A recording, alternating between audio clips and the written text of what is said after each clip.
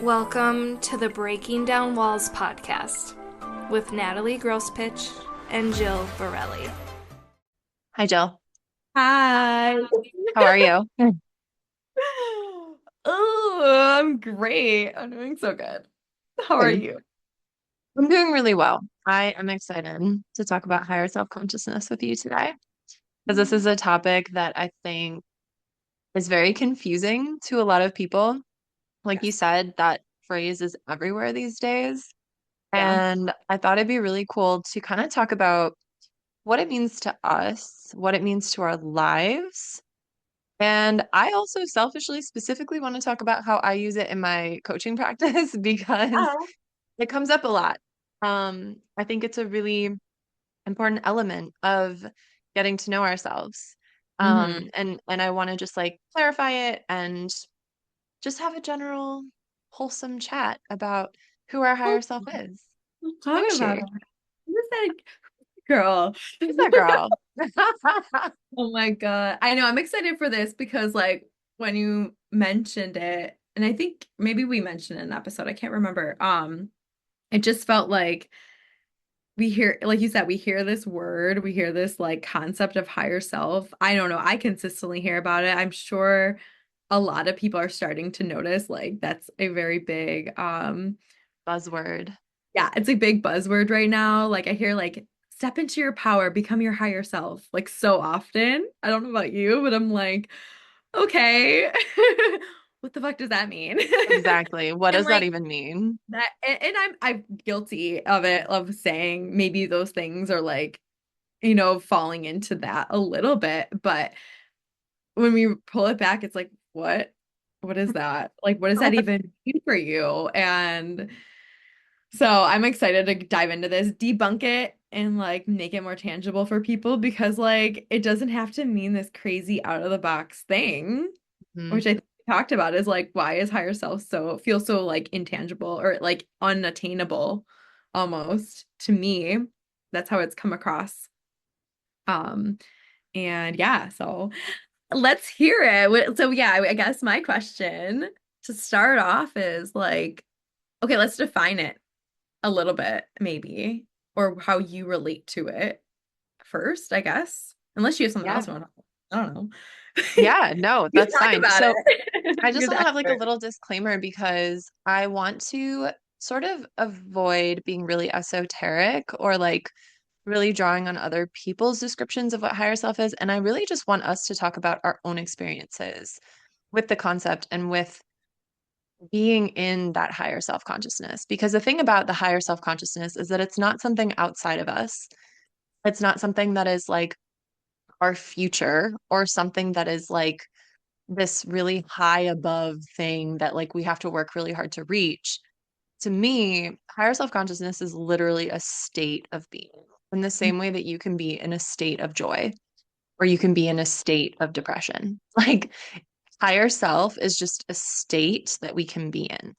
Hmm. And I think that it does take some practice and it takes some self-exploration, and you kind of have to clear away all of the things that are not it in order to really like reach it.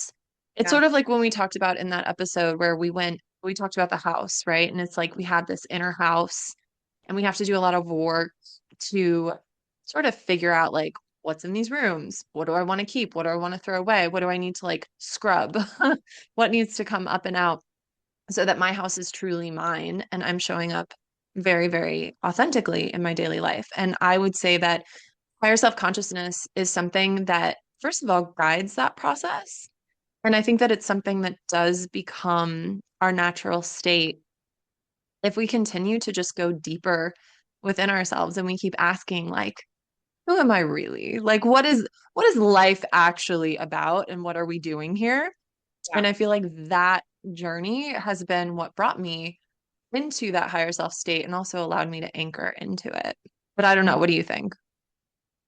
No, I love that definition. That's beautiful. I like that being a state of being rather than because I think it can feel so like an object almost or like a future self. And we hear future self, I think, all the time as well, right? Which sometimes takes us out of the present moment of making a decision from our higher self-consciousness or in that state of being. Because like, I don't know, for me, for some reason, when I'm like, okay, yeah, future self, like I almost like don't, yes, I want to think about that, but it also takes me out of what is right for me in this moment and is like when we say in the that highest timeline of our life of like where can we skip ahead to Hmm. like that bliss or that joy or that happiness right now in this moment rather than like in the future. Because if we're always looking to the future, we're never getting the present, right? And that is such a place.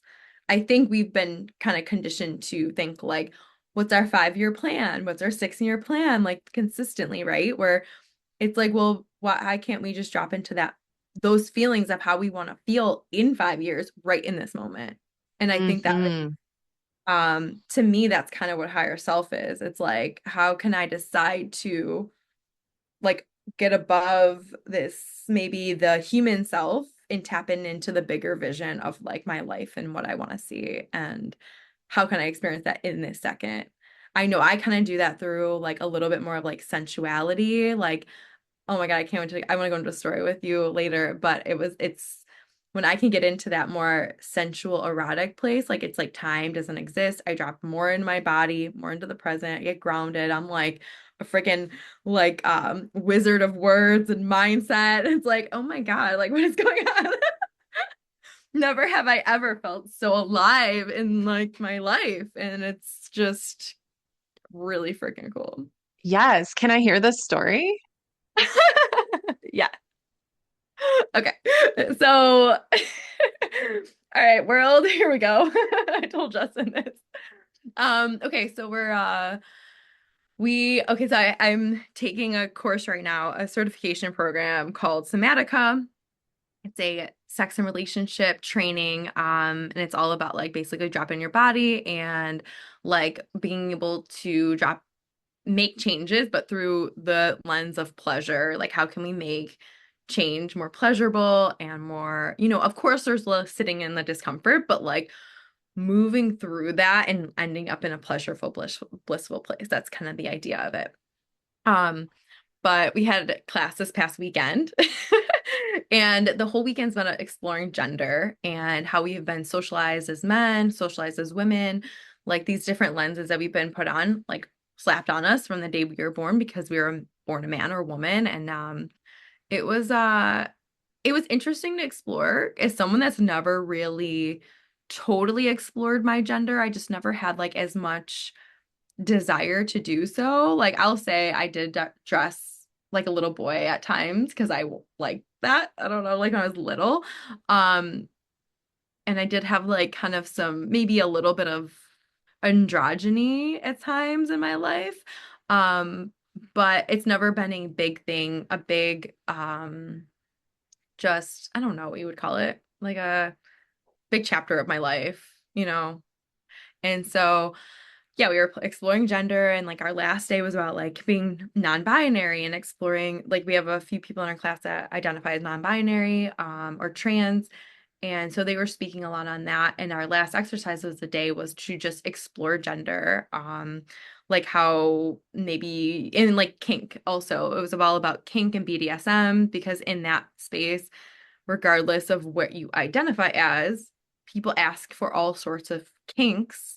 Men dressing as like in women's clothing and normalizing stuff, and men being submissive is also kind of taboo still. So, like, it was just a long conversation about all of this stuff. And so we go into like,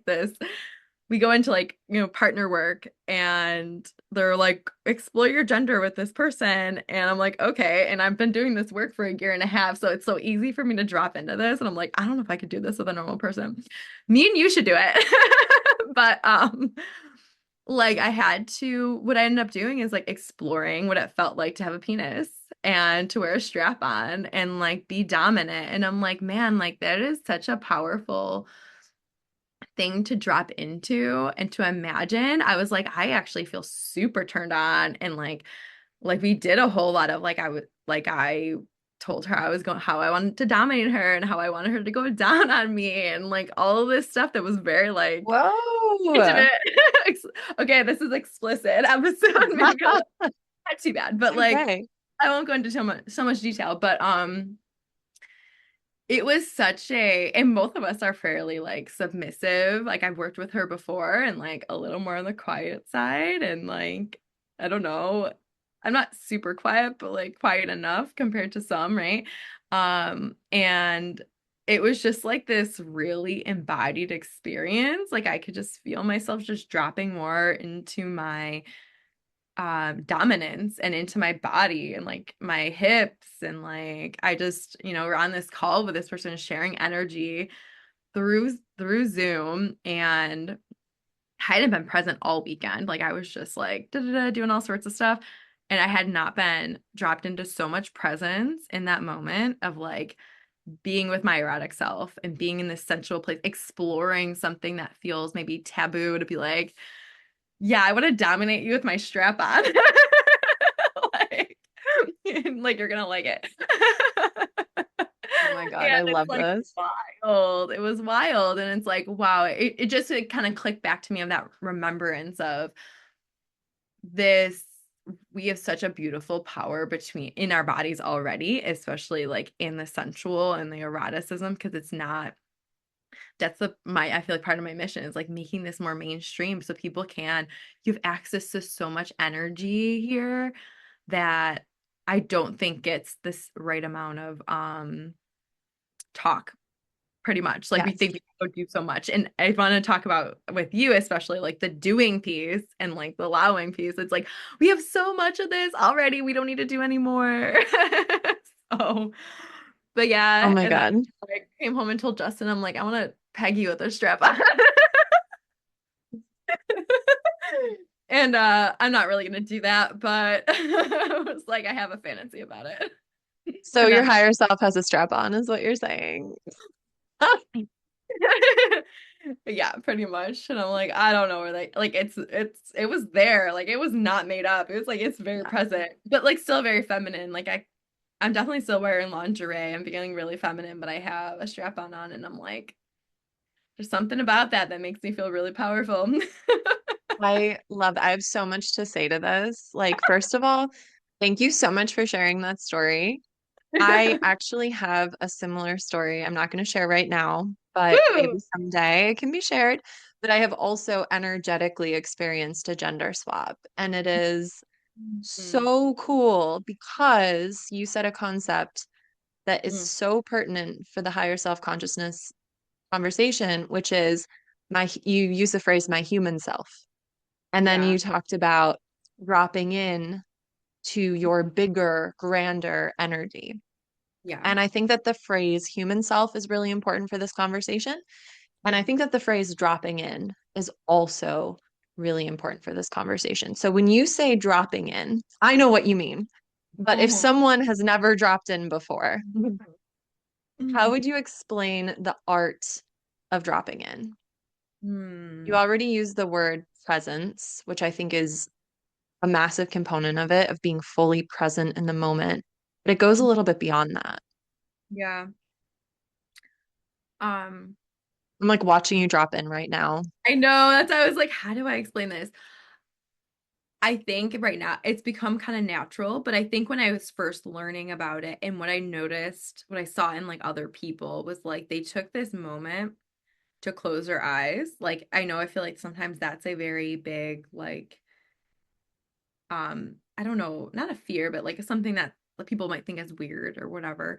But like closing your eyes, seeing if anything's kind of come for me, it's like coming up in the body and like kind of quieting the maybe some noise that's happening right now. Like I can tell you before I got in this call, I was like, I'm trying to edit, I'm trying to listen to this video, I'm like all over the place. And so it's like I feel like that's the human self, right? And like my dropping in would be like, okay, I'm gonna stop doing all this stuff. Maybe I'll go in a different room and I'm gonna close my eyes, breathe, and I kind of like, I don't know, it's like situate to my surroundings. I kind of notice what's coming up for me. I feel like that's a phrase that's important, like what's coming up for me right now. Physically within your body or within your mind? It's so hard. I feel like probably for me, it's like it's the body speaking to me. And so, like, I feel like I do have this sort of connection now where, like, if the thoughts that come up are like worry and fear and negative, I definitely am like, oh, that's my ego telling me something Mhm. because I have this, I've worked on this quite a bit. So, like, I, when I drop in and those things are coming up, I'm like, okay, I tell like my body that your ego is speaking to you right now and tell them that you're safe and like allow those things to be felt and then we'll move on to like what's past that fear, worry. Yes. Um, You just said another really important word about this conversation, which is ego. mm, yeah. Ego is the other side of the coin to higher self-consciousness. So let's maybe define all of these terms because they're all really important. And thank you. I agree with you with like the definition of dropping in. It's like in yoga, like I don't know if you've ever heard of the eight pointed path. Um, but I Yeah. think that it's like the fifth or sixth, it's withdrawing of the senses. And it's Mm, basically where you do exactly what you're talking about. You're shifting your perspective from focusing on all of the stimulation and all of the distractions, and instead you're turning your inner eyeball inward. So instead of looking outward at everything around you, you're withdrawing and you're looking in for a moment. Maybe you're looking for a sensation, you're yeah. looking for a feeling, you're looking for a thought. This is where like breathing practices and yoga and meditation can be so helpful for connecting to our higher self consciousness because our higher self comes through in stillness most of the time. So the more that we can like still and quiet and get present and make that a habit, it's really hard to do if you've never done it before. It took me such a long time to figure this out. Yoga was my pathway to that. Everyone has different ways of getting there. It doesn't have to be yoga, but I'm sure that everybody has at one point or another, even like if you love to swim, especially people in water will have those moments where like all of the senses are withdrawn because it's just them in the water. There's nothing to listen to. Maybe you have things you can see, but that's such a perfect way to like drop into the little quiet center of the self. Mhm. But what I think is important an important visual to have as we continue this conversation is we've talked about the human self, which is a synonym for the ego. That's like the part of us that is just like this fleshy, scared animal that has all of these emotional reactions and has this reptilian brain and this limbic Mhm. system and this prefrontal cortex and all these like bits and bobs that makes us physically and emotionally a human. Yeah. But we also have this giant, beautiful energy field around us and within us. And oftentimes, because of the society that we live in, it's very like tangible, capitalistic, like I have to see it to believe it sort of culture. I think that a lot of us are sort of taught to really lead with the flesh, lead with the animal self. Mhm. And that can get us pretty far in life. But I think that most people get to a point where they're like, okay, but I'm not just this. Like, there's Yeah. definitely more to it. I mean, there's a reason why there's so many religions and so many like spiritual paths in the world, because whether we like it or not, there's going to come a moment in just about everybody's lives where we go, there's something more.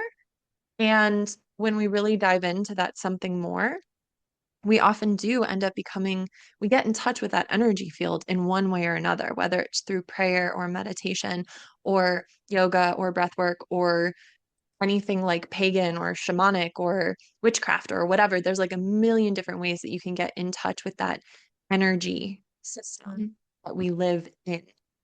And I think that this is one of the most important concepts that I have had verbalized to me recently that I was like, yes, we need to talk about that, Mm. is that a lot of us think that our soul or our higher self exists within our body, but our body exists within our soul, within our higher self. Our body exists within our energy field and not the other way around.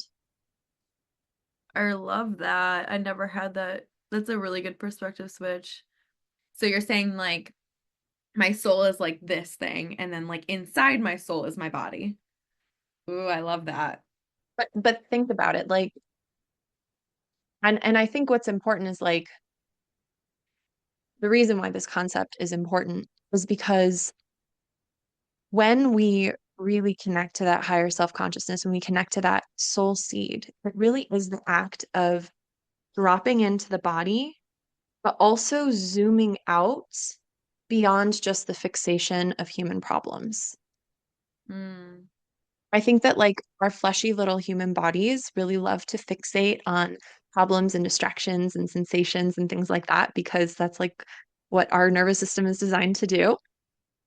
But when we connect to higher self-consciousness, we drop inward into a heart space or into the sacral or wherever we're dropping in.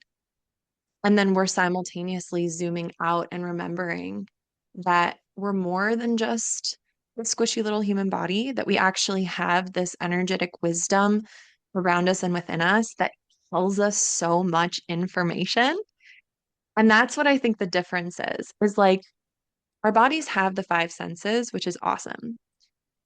And I feel that our higher self-consciousness is what holds the intuition, the knowing, the deep understanding, the things that tend to propel us forward, like the catalyst for our growth and our self-exploration and things like that.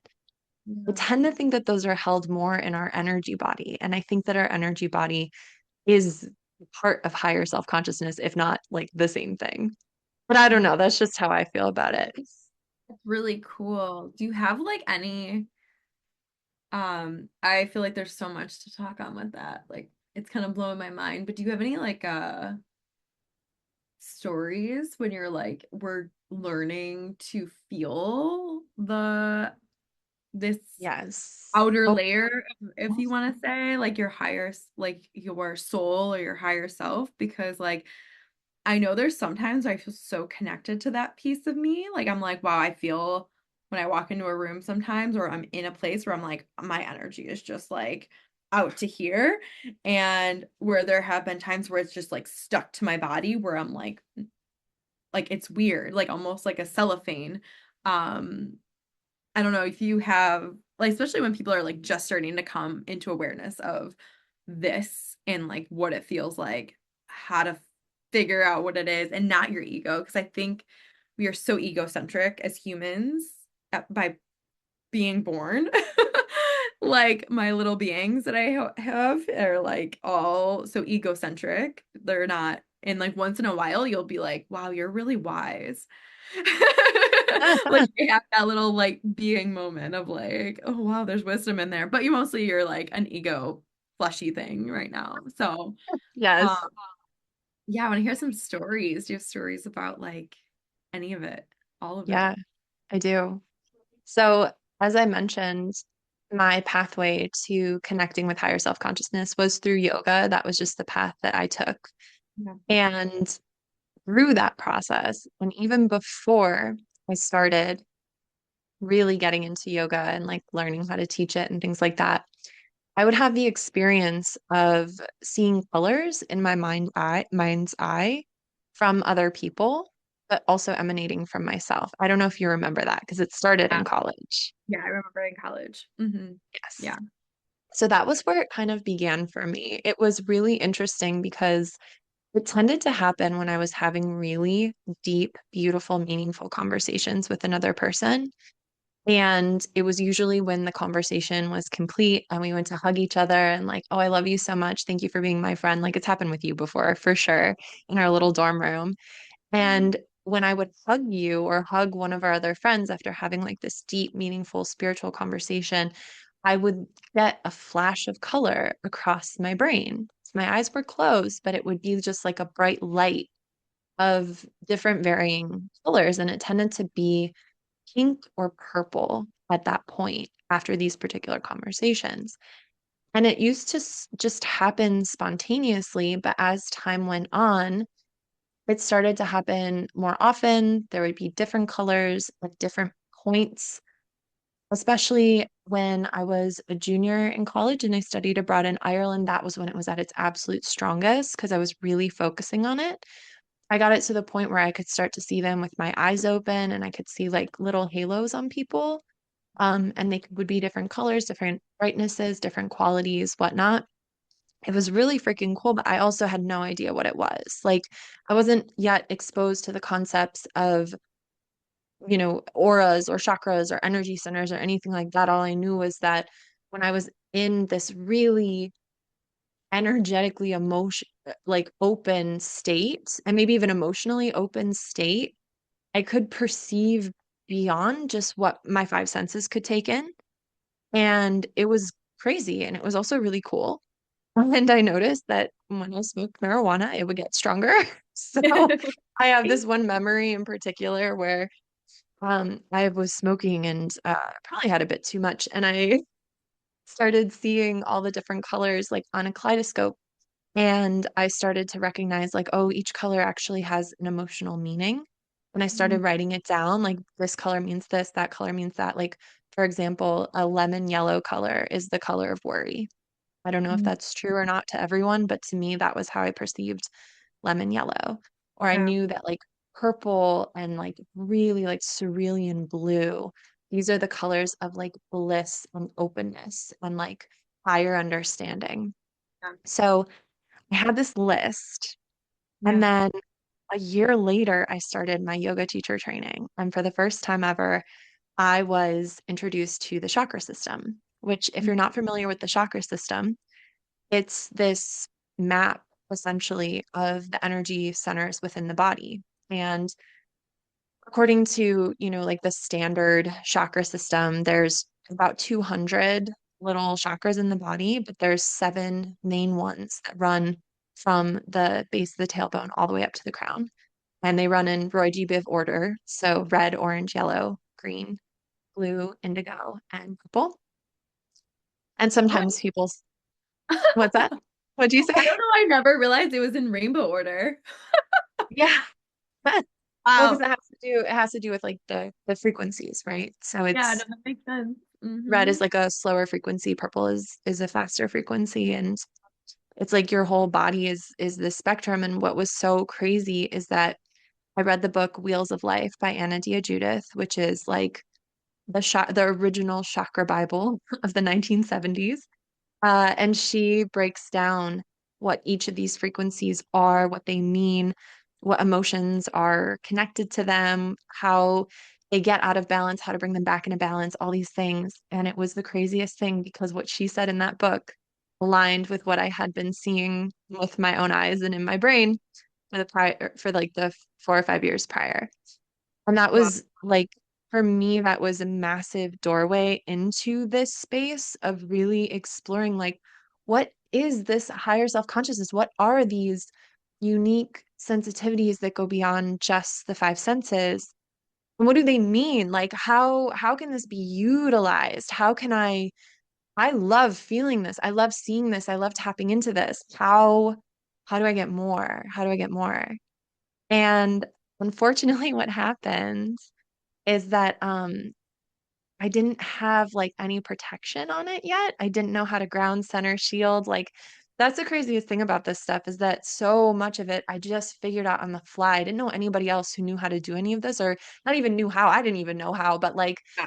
I didn't have anyone guiding me to be like, hey, it's really great that you're seeing and perceiving and feeling all these energies, but also, babe, you got to learn how to protect yourself because you're going to end up collecting energies that aren't yours. You're going to end up like, it's a whole thing. And that was also where I had to learn very quickly to tap into that higher self-consciousness because that is also where the protection comes from. Mm. So, to clarify, all of those energies that I was perceiving from myself and from other people, I think that what I was seeing is I was seeing other people's energy fields and I was seeing their auras and I was seeing like different emotions that were kind of like resonating from them because at the end of the day, everything is energy and like you don't have to see auras to be able to sense what energy people are giving off. We do that all day, every day anyway. I just so happened to be in a space in my life where it was a little bit more visual, but like we're all doing that, right? Well, But it kind of reminds me of the Clairs, right? Like, mhm, so that's I don't know which one right. that is.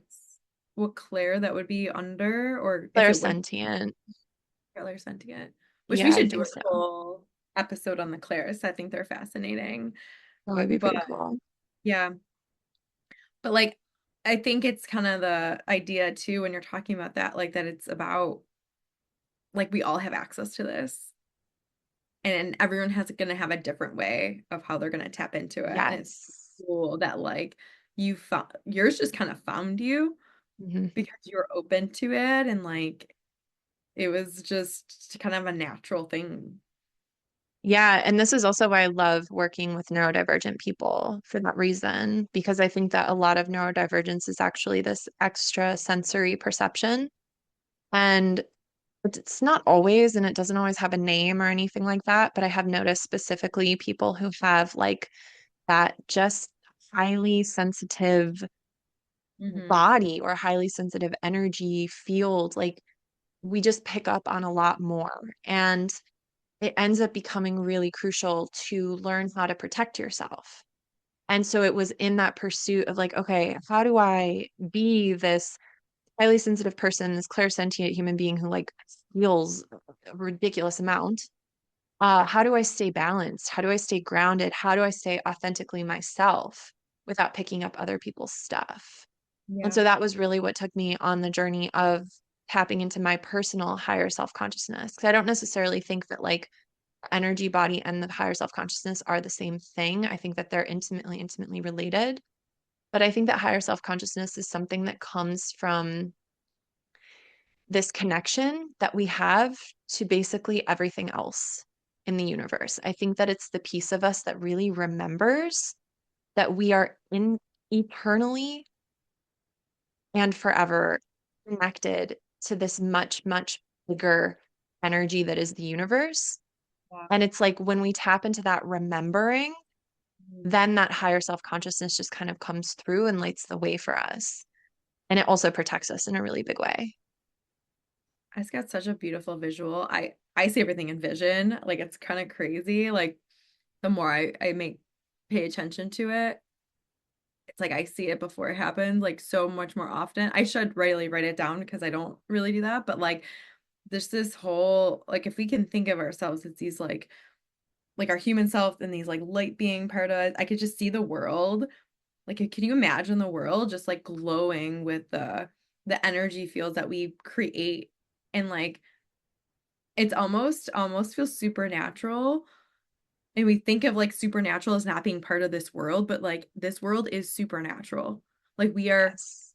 so like beyond this earthly plane that like when you think of life in that way, how it can totally expand you. Like we watch well, Justin watch alien shows all the time. And like, but I like and people are so like think about that so much, but maybe this might be a totally different tangent on another time, but like how people have these interactions with these like higher beings, these beings that come from nowhere. And it's like to me, sometimes it's like, is there maybe it's not that, and who knows what they're seeing or whatever, but maybe it's just them like really tapping into like this other world or vortex that's actually in our world. I don't Yes. have extensive study in this, so like but the visual of it all feels really expansive and like I think no one would be mean to each other if we all like were tapped into this. I totally agree. And this is Uh-huh. where I want to go back to that topic of the chakra system, which like if I want to do just like a super quick explanation of this because I think that this is relevant to even the alien thing or what you were talking about earlier of like really getting into your sexuality and using that as a gateway to higher self-consciousness. I think that within the chakra system, so let me like give you like a super, super quick overview. Chakra system is like there's seven main energy bodies. The bottom one is at your tailbone. The color is red. It has a lot to do with like being grounded and connected to the earth. The second one is your sacral chakra. This is your sexuality. This one is orange. And Jill, I think that when you tap in and when you drop in, I think that you're connecting to your inner divinity through that energy center, through that Mhm. sexual, creative, through that like juicy, yummy. It's also like a very emotional center. And that can give us access to Mhm. that higher self-consciousness. The next That's one is our solar. Oh, sorry, what's that? no, I'm just Yeah, no, I feel it. My curtains are even orange in here. I love that. I love Yeah. that. The next one is our solar plexus, which is like a golden color. It's around our belly button area, and this is like our inner power. So this is when we're feeling like strong, motivated. I think this is when a lot of people will tap into like they're getting like a runner's high. Like if they're like, working out and like the world just fades away and they're just in this space of flow. Or even if it's just like that creative flow where you're passionately creating a project, you're making something happen in your life, like that flow state is coming from that power center. And I think that that can tap us into like our most genuine space. This is also where a lot of intuition comes in, that gut feeling, like our gut feelings connect us to higher self. Then there's the heart chakra, which is green. Of course, it's in your heart, center of your chest. This is like love. I've also seen this as like a pink color. It's green and pink for some reason. But this is where like we feel that absolutely divine loving energy for ourselves, for other people, for our pets, for our partners, for our family. Like I think of when a mother has like a baby and it's just like this infinite pouring out of love, that love we feel for just like fellow humans or, for the earth or whatever. Like that love is a access, a gateway to higher self. We have our throat chakra, which is communication. It's blue. And this is like the spoken word or stories or sharing with one another. I think that's why I would get a lot of flashes of blue at the very beginning after I had a really good talk with someone, where you just like lock in and you're sharing this information and knowledge and knowing with each other. And it's also the color of healing. It's where we do a lot of healing with ourselves and with one another.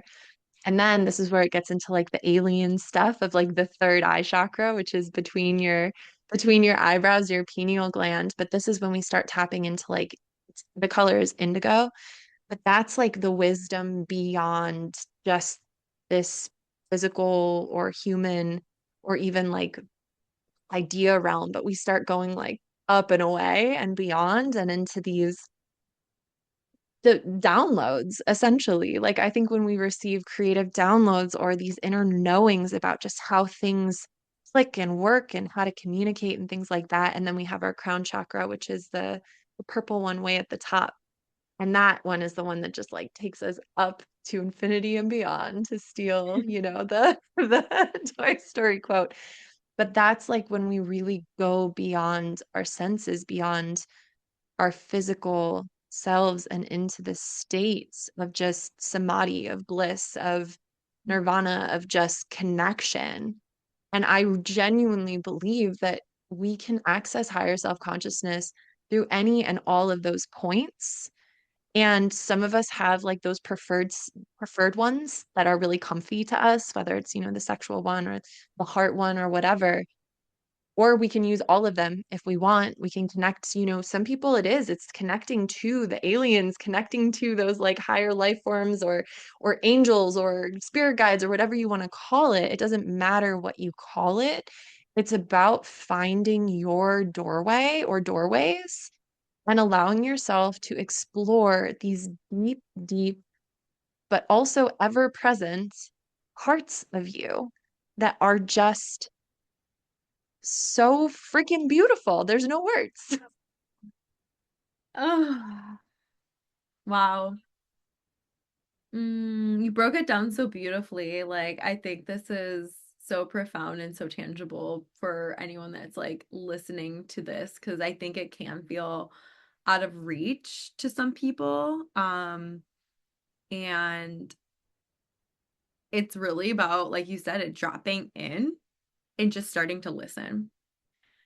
And I think it comes a lot. It doesn't have to be, and I think that's in the beginning is what I'm sure you can speak to, is like in the beginning, there's a lot of noise because you've been taught maybe your whole life to listen to a certain part of you, that's always taken the reins, and like, but everyone has this ability to connect in to these energy fields, I guess you could say. And oh, it's so good. Have you ever done like human design? We should have someone on Yes. that does human design at some point too, because like that stuff is fascinating, I think, as well, of like how accurate it is and so I know it's not the chakra system, but it does use some of the chakra system, It right? For does.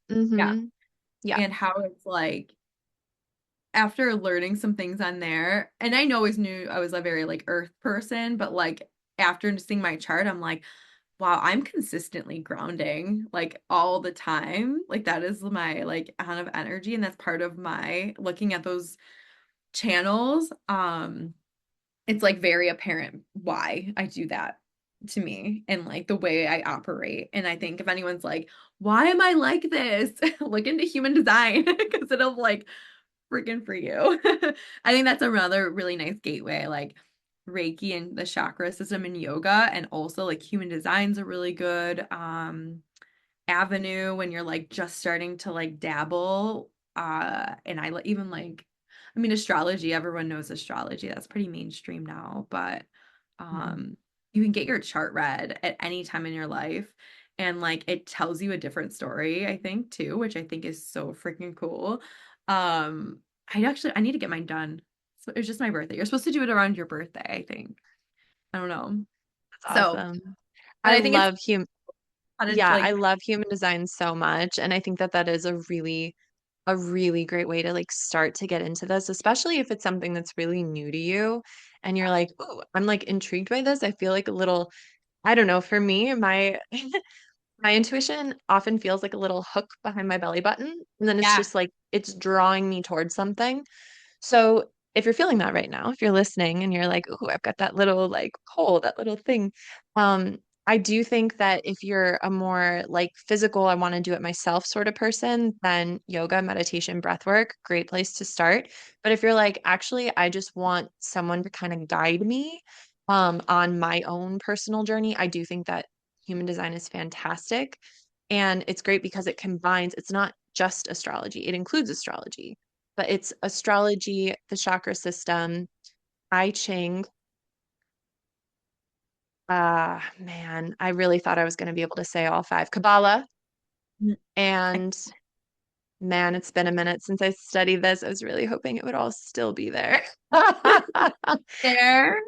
Well, what's Connect. cool is that you can get your chart read and then you can buy your own book and you can also do your own research on your own Yeah. charts. But it's fascinating. It'll basically give you a lot of keys to unlocking that most authentic version of yourself. And I really think that authenticity is a huge part of connecting to yourself Yeah. and letting Yeah. that piece of us lead the way. Because that's what it is. It's a part of us. It's like all of us resides within it, but it is a part as well. And Yeah. it can really create a lot of magic in our lives when we let it lead.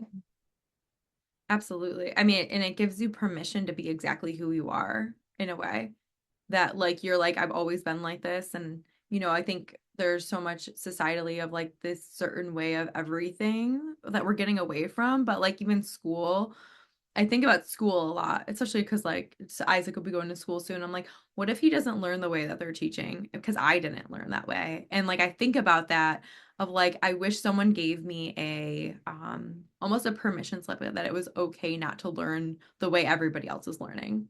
And like I feel like that with human design a little bit, it gives you like an understanding yourself, but also don't use it as an excuse. I think there also is that caveat of like you don't need to use what you learn as an excuse of like, oh well, I'm not meant to be like that because of this. Well, you can also be your own person, and like if that you don't want to, you can still work within that.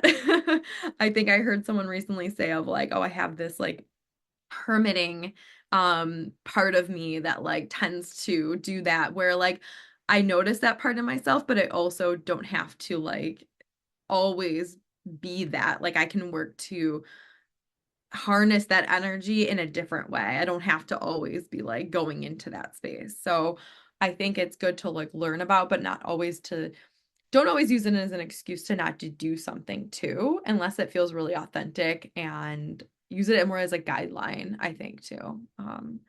I don't know if you felt that way in any Yeah, way. I agree. I mean, I'm a skeptic in a big way. So I had my chart read by someone and I was like, okay, I'm gonna do this myself. Yeah. And then Yeah. I had to get my own books and do my own interpretation and then really decide if it was something that was beneficial to me or not.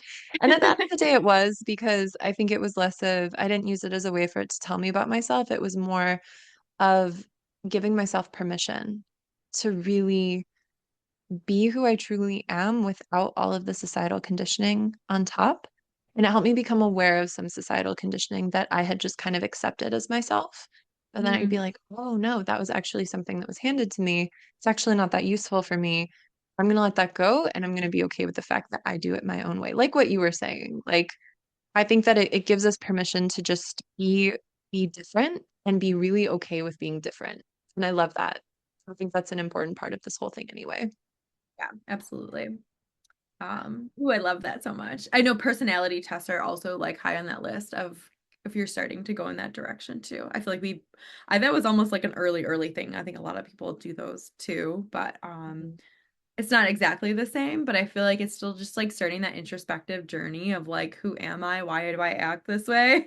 Yes. And like, what's like my biggest blocks? Because I think there's always going to be a theme. If you could really zoom out on your life and see the patterns of your life, you will like be able to, adjust them and master them if you want, if they're not serving you anymore.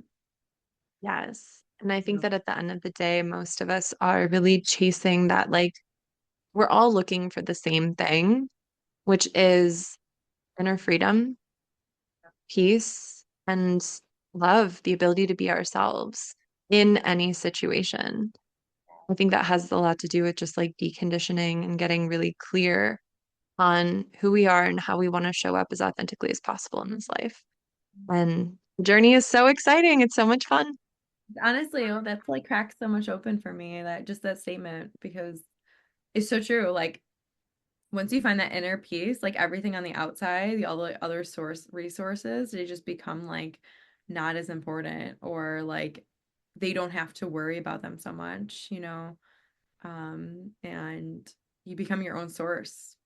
Yes. Ooh, that's a beautiful, beautiful way to put it. I love that. I think that's a great place to Yeah, call it. yeah, me So good. too. I was like, we can keep talking about this for hours, but let's cut it. We got lots of episodes to come. Yes. All right. Well, thank you guys for joining us. We'll see you in the next one. Ew. Thank you for listening to the Breaking Down Walls podcast. We'll see you in the next one real soon.